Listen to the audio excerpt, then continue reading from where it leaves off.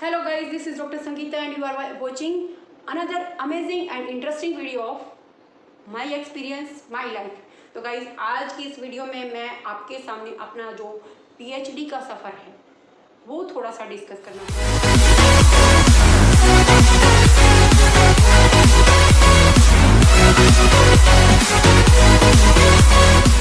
जिन बच्चों ने पीएचडी करने की जो सोच रहे हैं उनके लिए थोड़ी सी गाइडलाइन हो जाती है। कई बार तो जो बच्चे हमें पर्सनली जानते हैं तो ऐसे में उनका बहुत बार फ़ोन वगैरह भी आ जाता है और वो उसके बारे में थोड़ी सी डिस्कस करना चाहते हैं। एक्चुअली मैम इसमें होता क्या है, कैसे कर सकते हैं, हम यहाँ से कर सकते हैं, वहाँ से कर सकते हैं। तो उसके ही थोड़े से क्वेश्चनों का जवाब मैं अपनी इस वीडियो में देना चाहूँगी आप लोगों को।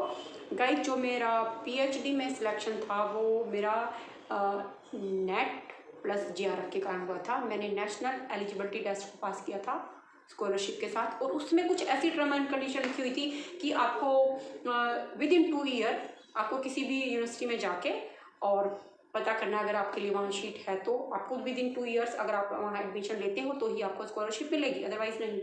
तो बिल्कुल ख़त्म होने वाला था टाइम मेरे पास। तभी मेरा बच्चा बहुत मे बी 2 और 3 मंथ के थे, ट्विंस बेबी थे जो, तो उस टाइम पे स्टार्टिंग में मैं जा नहीं पाई। और जब मुझे लगा कि थोड़े से हो गए हैं तो उसके बाद मैंने सोचा कि चलो अब जाकर ट्राई करती हूँ। तो उन्होंने कहा भी कि नहीं आप लेट हो गए, ऐसे ऐसे सो बात हुई, पर हम फिर भी हमें 2-4 बार थोड़े से पापा ने चक्कर लगाए और इजीली एडमिशन मिल गया कुरुक्षेत्र यूनिवर्सिटी के अंदर एज ए स्कॉलर। तो गाइज स्कॉलर होना अपने आप में वहाँ बहुत प्राउड फील करवाता है। जैसे हम एडमिशन लेने के लिए जाते हैं, थोड़े दिन बाद हमें लोग डॉक्टर साहब कह के ट्रीट करने लग जाते हैं, तो वहाँ थोड़ा सा अच्छा फील होता है कि हम औरों से थोड़ा सा अलग हैं। हम यहाँ के सबसे सीनियर स्टूडेंट हैं और हमें एक्सपीरियंस के लिए क्लासेस भी दी गई होती हैं। हमें बड़े बच्चों को पढ़ाने का जो एक्सपीरियंस होता है, मौका मिलता है, वो अच्छा मिलता है। और अपने जैसे बच्चों के साथ मिलकर जो सीनियर टीचर होते हैं उनके साथ बात करने में वो स्टूडेंट है थोड़ा हेजिटेट करते हैं, पर जब स्कॉलर उन्हें पढ़ाते हैं तो उनकी सारी क्वेरीज बहुत अच्छे से शांत हो जाती हैं और पढ़ाने वाले को भी बहुत अच्छा लगता है और पढ़ने वाले को भी अच्छा लगता है। तो हम वहाँ वो काम करते हैं। तो वहाँ का जो मेरा टॉपिक था वो मैंने लिया था, मेरी गाइड बनी थी वहाँ की जो उस टाइम पे एचओडी थी, सरिता वशिष्ठ, बहुत ही नाइस लेडी थी और उन्होंने मेरी हर लेवल बेस्ट कोशिश की अपने काम को करने में। तो मेरा जो टॉपिक है वो मृणाल पांडे के कथा साहित्य में नारी विमर्श।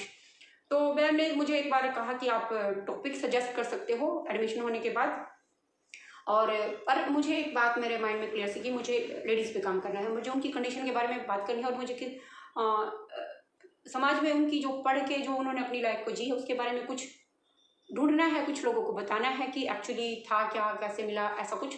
तो गाइस जो मेरा टॉपिक रहा वो है, भी मैंने बताया आपको, मृणाल पांडे के कथा साहित्य में नारी विमर्श।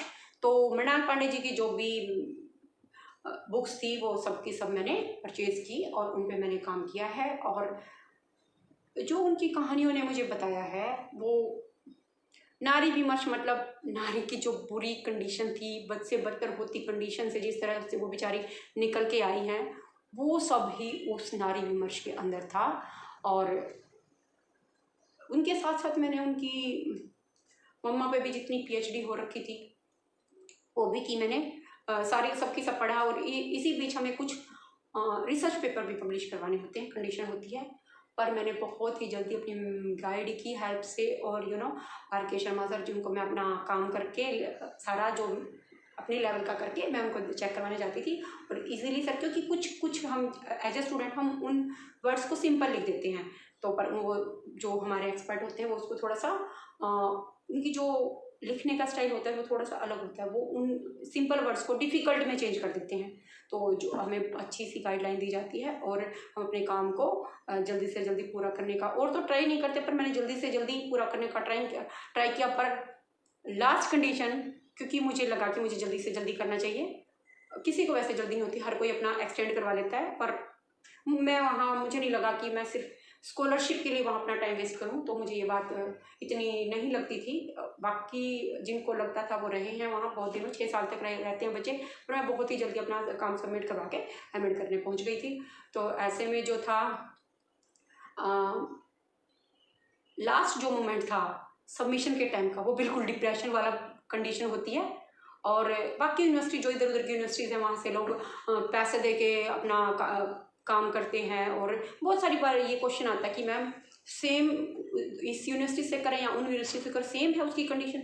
पता नहीं भाई सेम है कि नहीं है, पर हमने तो यही जो अपने आसपास जो लीगल यूनिवर्सिटीज़ मानी गई हैं वही ब्लैक लिस्टेड किसी भी यूनिवर्सिटी से करते हुए सोचना पड़ता है, बोलना पड़ता है। तो ऐसे में वो गाइड पैसे भी आपसे बहुत लेते हैं और बहुत बार तो ऐसा करते हैं बच्चे वो खुद भी अपना थीसिस का काम नहीं करते, पैसे देकर और उसे लिखवाते हैं, जो कि बहुत गलत होता है। और आगे मतलब अगर आपको उस टॉपिक के बारे में बोलना पड़ जाए तो आप क्या बोलोगे? आई डोंट थिंक सो कि जो काम आपने नहीं किया है उसके बारे में आप कुछ भी बोल पाओगे।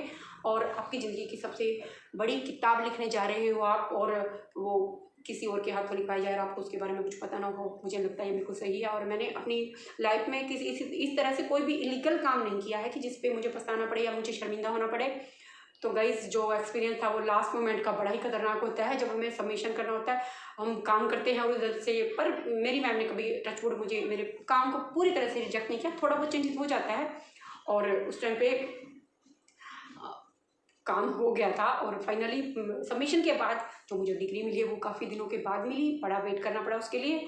और ठीक था, कुरुक्षेत्र यूनिवर्सिटी का जो पीएचडी का सफ़र था वो ऑल मिला के अच्छा कहा जा सकता है। जो पर इतना जल्दी हो जाएगा लग रहा था कि काफ़ी दिन लगेंगे, पर ट्राई किया तो बड़ा जल्दी हो गया। और मुझे टचवुड वहाँ किसी तरह की कोई दिक्कत नहीं आई और अच्छे से सफ़र कट गया, जिसकी वजह से मुझे हमें समाज में रिस्पेक्ट मिलती है, इतनी सारी इज्जत मिलती है। Thank you so much guys. और इसी तरह का एक्सपीरियंस, अगर कोई बेटर एक्सपीरियंस है, कोई अच्छा एक्सपीरियंस है, तो आप हमारे साथ अपना शेयर कर सकते हो। और इससे रिलेटेड अगर आपको कोई क्वेरी हो तो वो भी आप मुझसे कमेंट करके पूछ सकते हो। I will try to do solve that problem.